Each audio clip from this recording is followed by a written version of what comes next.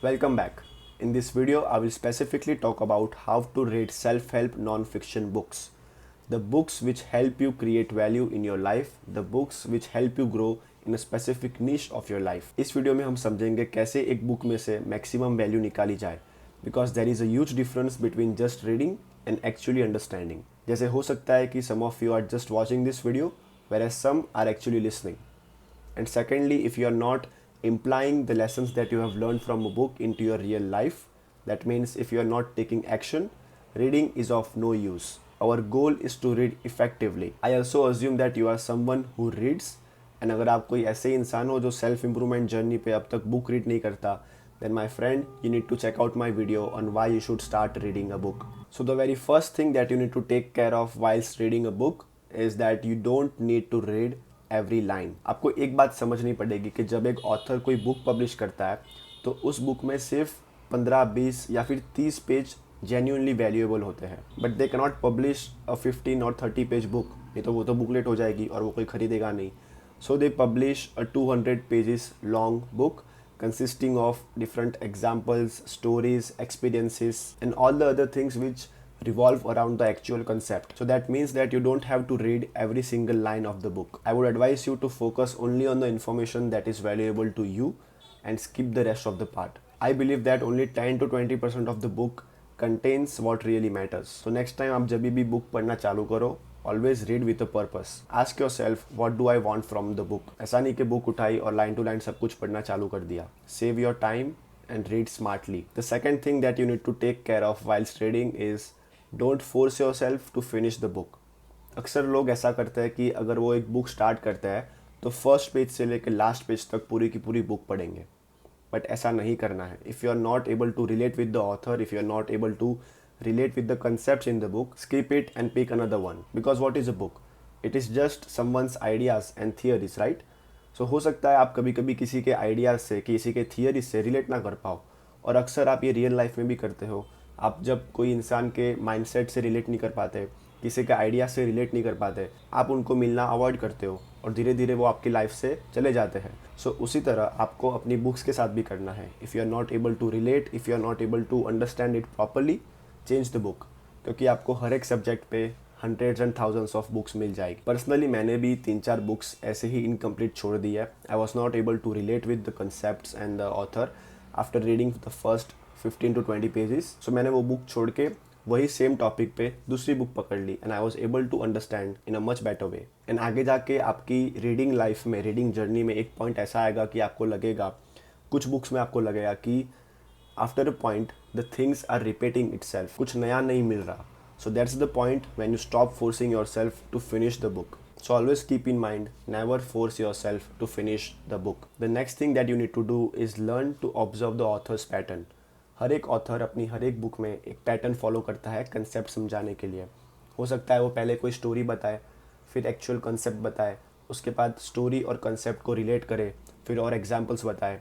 बस इसी तरह हर एक ऑथर अपनी हर एक बुक में एक पैटर्न फॉलो करता है and it is your duty to identify the pattern in the first 1 or 2 chapters. एक बार आपने पैटर्न आइडेंटिफाई कर लिया, फिर आगे के चैप्टर्स में आपको पता चलेगा कि सबसे इम्पॉर्टेंट इन्फॉर्मेशन जो आपको ज़रूरी है वो चैप्टर के कौन से पार्ट में है. So once you know that you will be directly able to spot the actual content and this is going to save a lot of time of yours and this is a very smart way of reading. पूरी books पढ़ने की ज़रूरत नहीं है. पहले 1-2 chapters में pattern समझो, आपको पता चल जाएगा कि कौन से पेज पे एंड कौन से पार्ट में एक्चुअल कंटेंट रहता है. सो बाकी के चैप्टर्स में सिर्फ वही कंटेंट पढ़ो और आप पूरी बुक समझ जाओगे. यूजुअली ये जो ऑथर्स होते हैं वो एक नॉर्मल रीडर बोर ना हो उसके लिए ये सारे एग्जाम्पल्स, स्टोरीज, लाइफ एक्सपीरियंसेस अपने बुक में इंक्लूड करते हैं. But as we are on self improvement, हमारा केस ऐसा नहीं है कि हमें लाइफ में सिर्फ 3-4 बुक्स पढ़नी है. We need to consistently read books. So in that sense, we need to read faster. We need a faster and a smarter way of reading. So इसीलिए जो काम की चीज़ें हैं सिर्फ वही पढ़ो, बाकी के examples, stories और वो सब आप कुछ skip करोगे तो कुछ बुरा नहीं होने वाला. Now the next thing which I want you to do is kind of old school. I want you कि आप अपने पास हर बार एक highlighter रखो, this one, या फिर कोई एक पेन रखो whilst reading, so that जब आप पढ़ रहे हो and you find something unusual, you find something uncommon, अगर आपको कुछ माइंड बॉगलिंग चीज़ लगे या फिर कुछ ऐसा कि जो आप वापस पढ़ना चाहो, तो उसे हाईलाइट कर दो। ऐसी चीज़ें हाईलाइट करो जो आप पहली बार में समझ नहीं पाए या फिर पहली बार में आपको दिमाग में क्लियर नहीं हुई, और एक बार आपने वो बुक फिनिश कर दी, I want you to revisit the book. Next day वापस जाओ और पूरी बुक पढ़ो, पर इस बार आपको सिर्फ हाईलाइटेड वर्जन पढ़ना है, and this can act as a quick summary. Just imagine अगर आपने हाईलाइटर यूज़ नहीं किया और नेक्स्ट डे आपको याद आया कि यार वो डिसिप्लिन के बारे में ऑथर ने कुछ बताया था, पर मुझे याद नहीं है वो बुक में कहाँ मिलेगा।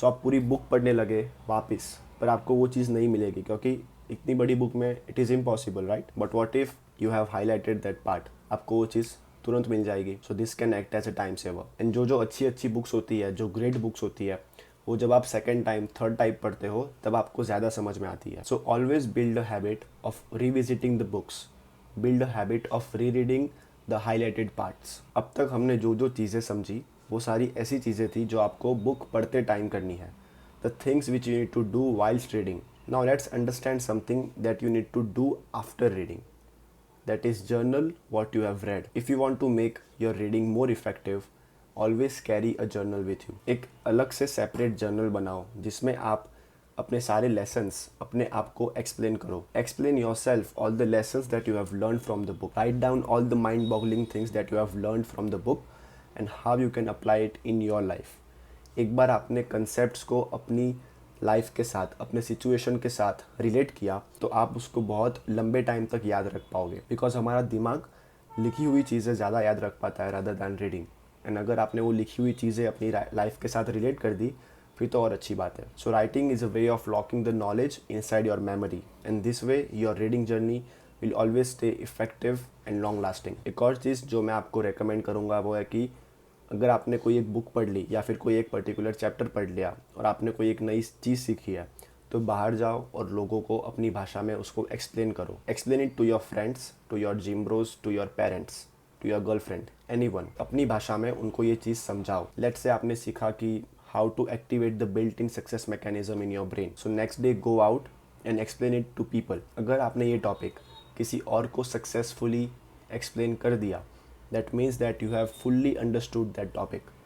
But if you are struggling to explain, अगर आप ठीक से उसे समझा नहीं पा रहे, that means अब तक आपको खुद को ही वो चीज़ ठीक से समझ में नहीं आई, and that is the sign that you need to revisit the chapter or the book. And अगर आप अपनी learnings के बारे में बात करते हो तो आपको वो चीज़ें और अच्छे से समझ में आती है। So start journaling what you have read and start talking about what you have learned. So ये थे कुछ simple but powerful tips on how to read books effectively. Always remember, it is not about finishing 50 books in a year. It's about actually implementing what you have learned even from one book. अब इसका मतलब ये नहीं कि आप पूरे साल में सिर्फ एक ही बुक पढ़ो। I want you to read fast but effective. अब कमेंट्स में मुझे बताना अभी आप कौन सी बुक रीड कर रहे हो या फिर कौन सी सेल्फ हेल्प बुक्स आपकी फेवरेट है। हो सकता है आपकी रिकमेंडेशन किसी और को या फिर मुझे हेल्प कर सके। And if you found value from this video, drop a like and make sure to subscribe. Thank you for watching and thank you for your attention.